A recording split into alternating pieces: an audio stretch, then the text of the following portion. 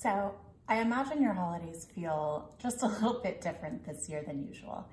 And a lot of you have been writing in that usually the holidays are a huge source of joy and a time that you feel connected or you're celebrating, reconnecting with loved ones. And this year, there is a lot of loneliness. The first thing that I would love for you to do is to just acknowledge that this year is a series of extremely unusual circumstances. You are being pushed so far outside of your comfort zone, and for things to feel uncomfortable is absolutely normal. So absolutely any way that you are feeling, anything that you are thinking, it is okay. And it might sound counterintuitive, but the first thing you want to do is you want to create time and space to really tap into how you're feeling. So sometimes that can be straight up sitting and noting and thinking about it. Sometimes you can use other tools like journaling. Sometimes through writing, we can actually tap into feelings that sometimes cognitively or by words are harder to access.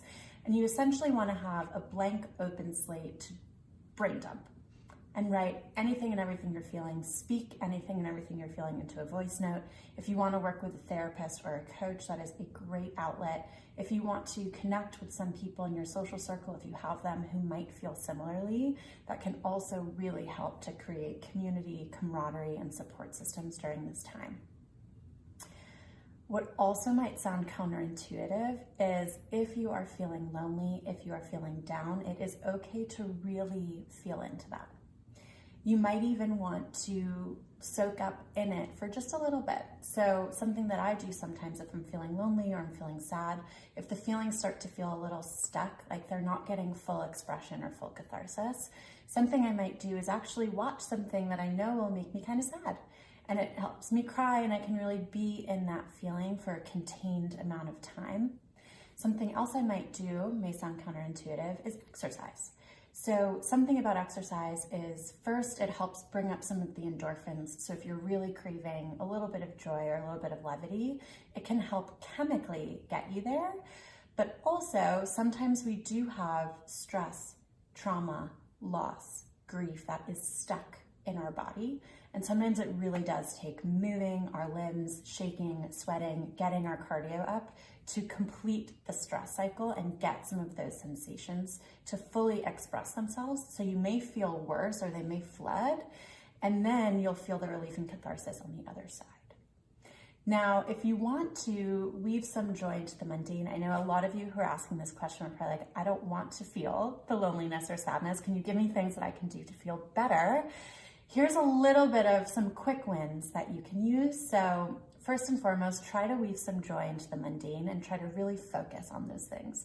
So if you are a holidays person, if there's something peppermint and chocolate or some hot chocolate or some of these flavors, scents, and smells that you can tap into to really feel that visceral connection in your body, that can help, and it can give you pieces of things in your day or in your week to look forward to.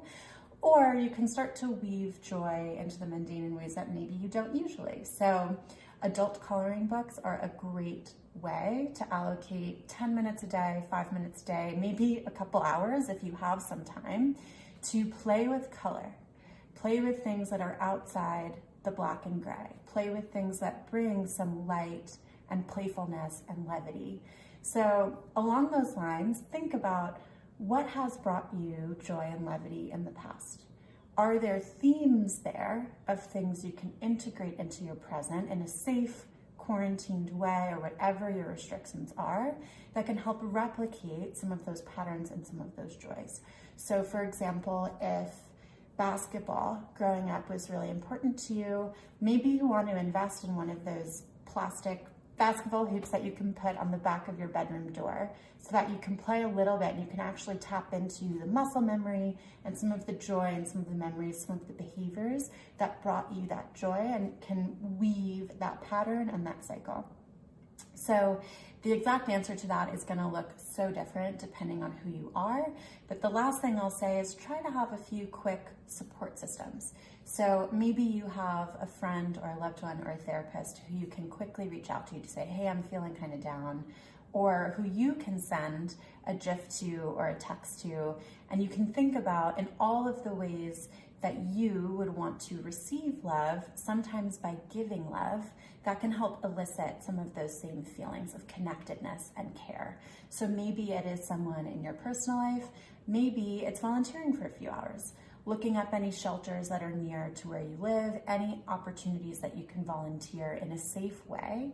Maybe it's writing handwritten notes to inmates to wish them a happy holiday, or donating any canned foods or anything like that that you might have around your apartment or around your home that you can give to others. These are just some quick ideas. It might sound counterintuitive. You want to receive the love, but sometimes by giving it, that can be a really powerful experience as well. So coming full circle, if you are feeling any sort of off, it is absolutely normal, absolutely okay. And I hope that some of the things we talked about today can bring you a little bit of light and levity to get through this ever-changing, challenging time together. And as always, let us know if questions remain, if you have thoughts, feedback, anything else that you'd like to talk about during Small Talks. We are here. We are so grateful for you, and we can't wait to continue the conversation.